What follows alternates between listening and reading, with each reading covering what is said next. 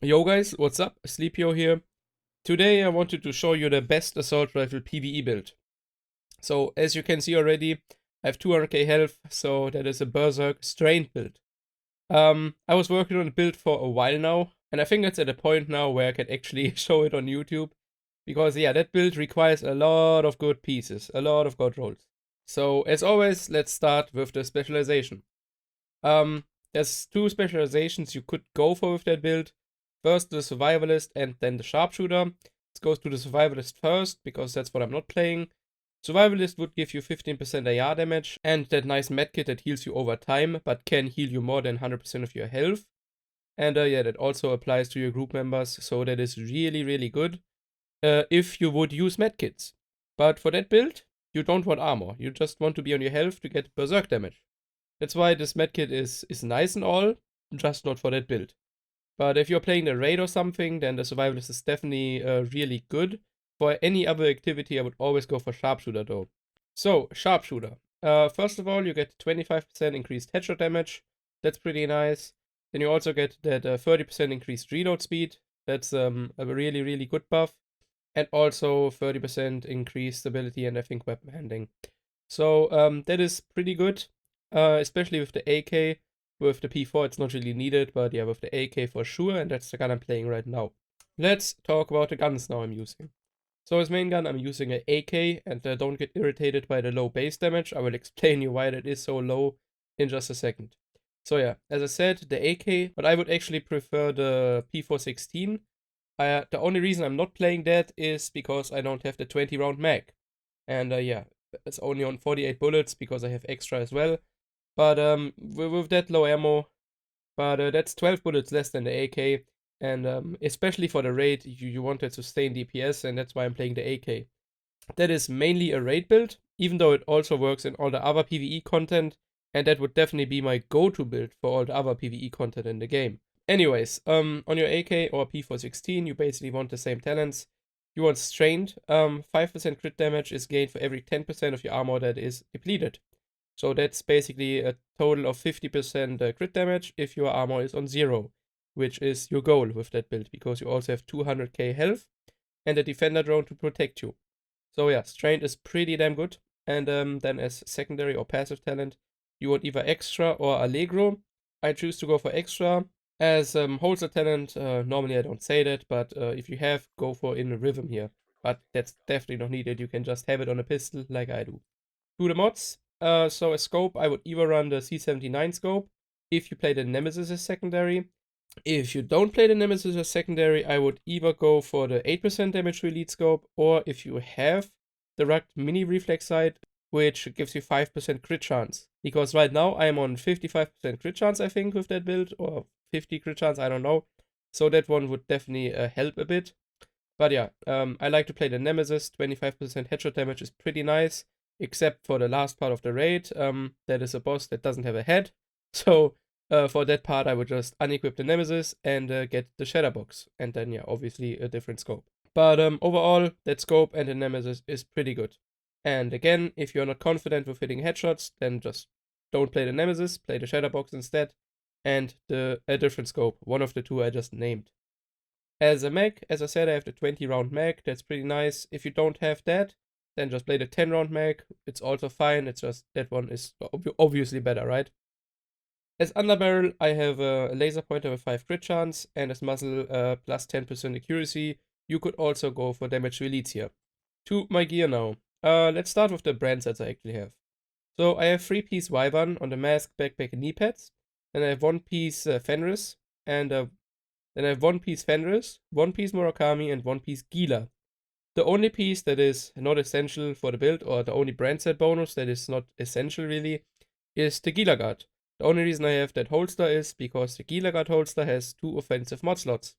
1 protocol and 1 offensive. So that is pretty good, because that's probably additional 10% damage if you have the right mods just on the holster. But let's start with the mask. So yeah, a Wyvern mask, and that one is pretty much a god roll for that build. You want the damage to elites and hard hitting, and then either health or you want crit chance. I actually have both of them, but I choose to go for health because yeah, I mostly play on no armor, so the higher my health is, the more or the easier I can survive. And I have another version of that build that I will also show in a second when I go to my chest, where my health is a little bit lower than that. And yeah, 11k health on the mask is definitely not bad. It could be easily on 24k or something though. But yeah, getting a better mask than that will be pretty hard. So that's pretty nice. My chest is a Fenris chest, and that's just 10% AR damage. Pretty good. Should definitely have a Fenris chest here because you get 2 talents as well. The talents first, you should have Berserk for sure. That's your main damage source, so you need Berserk for sure. And then either Vital or Hard Hitting. I choose to go for Vital because, yeah, I want higher health. And that is the same chest I also use in my SMG clutch build. I rerolled health here because it had a low armor roll before. I just couldn't do anything else than roll health here. But that sadly means that my weapon damage on the chest is only 8. It could be 15%. And my crit chance is only 4. And I'm still on 50% crit chance, even with a chest that is that low crit chance. So that is not too good. It is not a perfect chest, but it is, the health roll is just pretty insane on it, and that's why I'm on 200k health as well.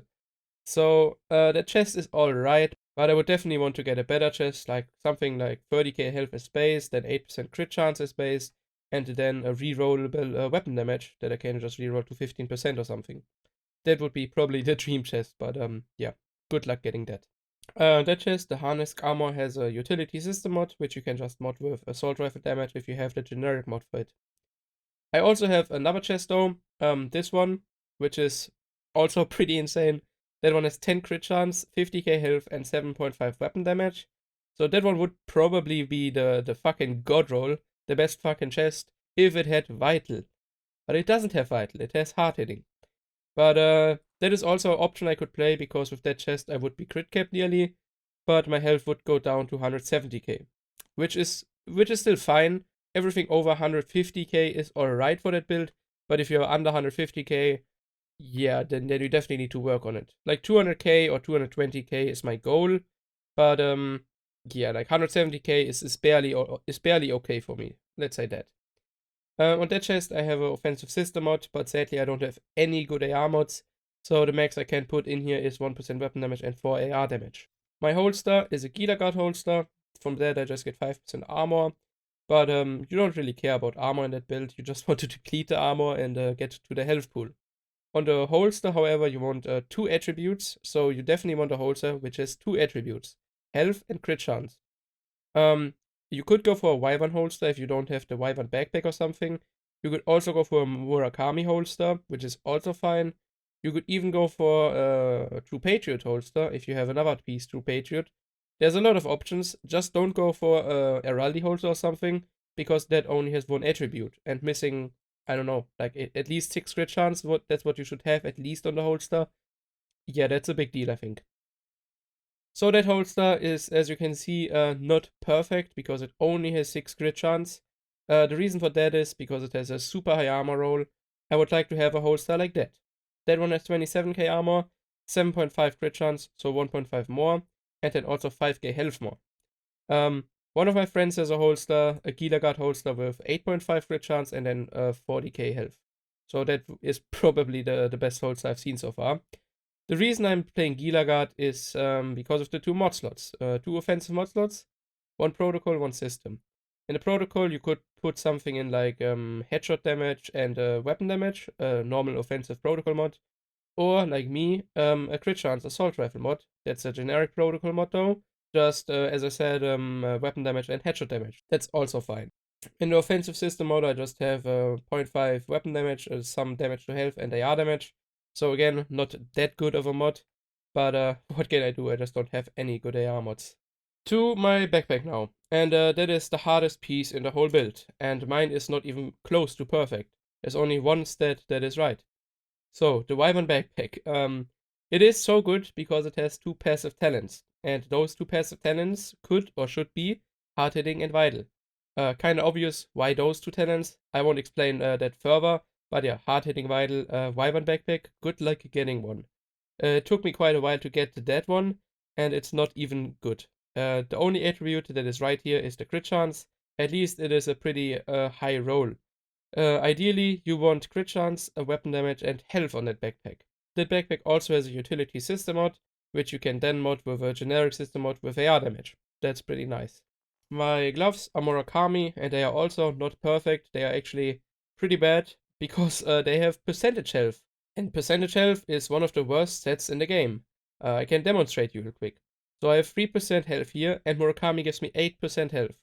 Look closely to my health now, and let me equip a different piece. For example, those gloves. So my health is 5k lower, and I lost 3% overall health as attribute and 8% from Murakami, and I gained 7k flat health, and my health is just 5k lower. So as you can see, the percentage health is really, really bad. I can show you another example with 2 Murakami gloves I have. So those have 3% health, and those have 14k health. And if I would use those, my health would just go up by, I don't know, 15k, right? And yeah, that's basically that flat amount. So that means those 3% mean barely anything. They are just there, but they don't give me anything. So those gloves are pretty bad. You want definitely a flat amount of health and not a percentage-based health. At least they have AR damage, but also not too high, because the armor on those gloves is pretty high, and yeah, I couldn't roll it higher. The talent you want on the gloves though is hard hitting. That's pretty important. Because as I said in the beginning, that is also a raid build, and for the raid you just want to stack damage to elites wherever you can. Lastly, my knee pads. It's also a Y1 piece. On those you just want a crit chance as high as possible. 9 is the max, and yeah, I have 8.5, that's not too bad. And then hard hitting. Yeah, hard hitting, again, you want to stack damage to elites. Those knee pads also have an offensive protocol mod, which I modded with weapon damage and headshot damage. To my skills. So for the raid and also for any PvE activity, I would basically run either the Reviver Hive or the Speed Hive. For the raid, always the Reviver Hive, because if you play on no armor with just 170 to 200k health, there is a possibility that you die because the Robodogs one-shot you, and all the other NPCs, they do a lot of damage sometimes.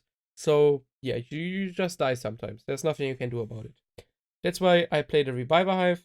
The mods are not relevant because I don't have any skill power, so yeah, don't look at those. As a second skill, I am running the Defender drone. That is pretty good in PvE.